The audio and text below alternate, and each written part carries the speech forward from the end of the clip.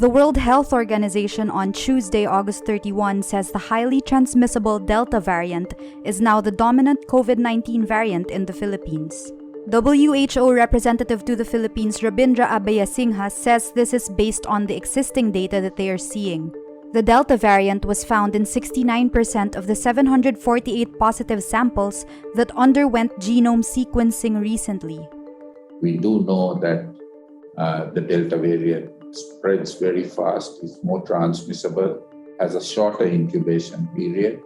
And so, yes, with this kind of transmission, with these kinds of numbers, we are in community transmission with the Delta variant. On August 23, the Health Department said community transmission of the Delta variant was already taking place in Metro Manila and Calabarzon. At the time, further studies were needed if the variant had spread in communities in other parts of the country. The Delta variant is worrisome because of its characteristics that allow the virus to quickly infect more people, crippling health systems further. Meantime, Abayasinghe says they will look into the experience of the Philippines in terms of wearing face shields as protection against COVID-19. He says face shields boost the protection provided by poor mask-wearing practices. President Rodrigo Duterte defends two personalities involved in controversies about the government's pandemic spending. In his recorded Talk to the People aired Tuesday, August 31, he talks about former presidential advisor Michael Yang and former Budget Undersecretary Lloyd Christopher Lau. Kasi si Michael Yang do negosyante ito, Adre. Hindi naman ito sabihin mo na nagtatapon ito ng pera. May contact ito sa China na malalaking korporasyon. At siya ang nagpagador, made their entry here. Duterte also admits it was he who appointed Lau to critical posts in the government. He says he trusted Lau, who previously worked with him in his 2016 campaign team and when he was Davao City Mayor. Anong masama kung magbayad ako ng utang? The president also slams the Senate hearing as malicious. He accuses senators, particularly Senate Blue Ribbon Committee Chairman Richard Gordon, of repeatedly interrupting resource persons like Lau or Health Secretary Francisco Duque III during the hearings. Huwag ninyong ibalik sa Senado kasi magdaldal na rin yan at mag-show off. Parang magyabang. Marami yan. Lalo na ito si Gordon. Siya ang nanalo sa Tokaton champion. Lahat puro daldal. He has that nasty practice of depriving others of asking questions. But you know, the guy simply wants to talk and show off to the world that he's a bright boy. The president also goes as far as telling Filipinos not to vote for Gordon if he runs for senator in the 2022 elections. Responding to these, Gordon hints at an investigation on the chief executive himself and Senator Bongo over the questionable contracts in the government's pandemic spending. Hindi namin inimbestiga ang presidente. But the fact is, you have to connect when Parmali came in. And when Parmali came in, was at the time the president saw them. All right?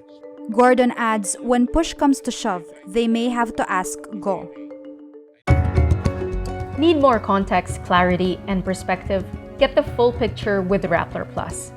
With exclusive content and events, you'll get an opportunity to discuss issues with reporters, experts, and featured guests while helping Rappler continue its fearless journalism. Join now. Senator Bongo accuses colleague Richard Gordon of bullying as the chamber's investigation uncovers Go's links to anomalous pandemic contracts. Alam niyo po, kasama tayo, lalong-lalo na po, sa laban sa korupsyon sa gobyerno. Sana naman po sa tamang paraan, hindi po sa bullying na pamamaraan. Go lambasts Gordon Tuesday, August 31 for attempting to link him to controversial former Budget Undersecretary Lloyd Christopher Lau. Go insists he is not close to Lau. Ano po ang punto ninyo kung kakilala ko si Lau? Ano po ang pakialam ko sa kanya? Wala kaming pinoproteksyonan dito. The newbie senator also zeroes in on Gordon's chairmanship of the humanitarian organization Philippine Red Cross, which earlier entered into a contract with PhilHealth for coronavirus testing services. In response, Gordon says Duterte and Go are better off answering the allegations head-on instead of attempting to distract the public from the investigation. Let us just focus on the issue. Nasaan napunta ang limpak-limpak na bilyon na pera? Yan lang ang tinatanong. Kaya kung naiinitan kayo dahil hindi maipaliwanag. Vice President Leni Robredo slams the Duterte government's mishandling of the pandemic after the country tallied a new record high of more than 22,000 new COVID cases Monday, August 30. In a Facebook post shortly after Monday's COVID-19 figures were announced, Robredo asks, "How many more lives will we lose if you can't do your job right?" The vice president believes Monday's staggering new cases do not fully capture the extent of the total COVID-19 infections, citing the country's positivity rate of 27.5% with only more than 65,000 tests conducted.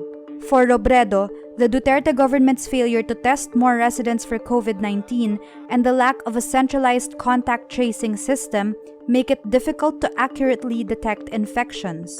She stresses the need for more testing to detect COVID-19 infections among those who are unaware that they have been infected. Robredo's office has been praised for its quick and effective pandemic response programs, despite a measly budget. She is considering running for president in the high-stakes 2022 elections.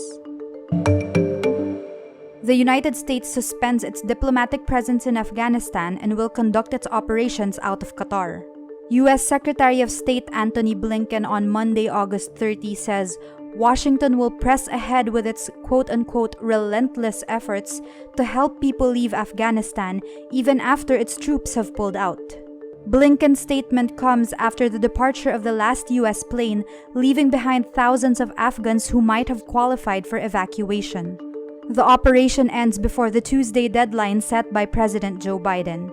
Biden came under heavy criticism from both Democrats and Republicans for his handling of Afghanistan since the Taliban took over Kabul. Blinken says close to more than 100 Americans are believed to still be in Afghanistan. Over 6,000 Americans have been evacuated. More than 122,000 people have been flown out of Kabul since August 14, the day before the Taliban regained control of the country.